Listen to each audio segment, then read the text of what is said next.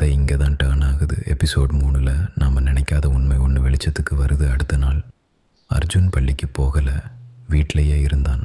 ஒரே ஒரு முடிவு, கிளாக்கை பார்க்கக்கூடாது, எதையும் ஒரு நிமிஷம் முன்னாடி தெரிஞ்சுக்கக்கூடாதுன்னு. அப்போதான் டிவி தானா ஆன் ஆனது. பிரேக்கிங் நியூஸ், இன்னும் ஒரு நிமிடத்தில் இந்த ஏரியாவில் கரண்ட் கட்டு. அர்ஜுன் ஃப்ரீஸ் ஆனான். கிளாக்கில் 10:59. இது மறுபடியும் இல்லையே. பயந்துட்டு சார்ஜரை ப்ளக்கில் இருந்து பிடுங்கினான். TV of.